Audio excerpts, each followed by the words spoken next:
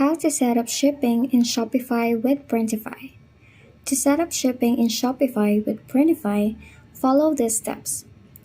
Access shipping settings.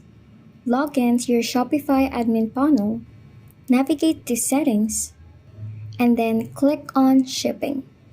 Add shipping zone. Right after that, click on Create Shipping Zone to define the regions where you will ship Printify products. Enter the name of the shipping zone. It can be either domestic or international, and select the countries or regions it includes. Set shipping rates. Within each shipping zone, click on Add Rate. Specify the rate details based on Printify's shipping requirements. This might include flat rates, weight-based rates, price-based rates, or a combination.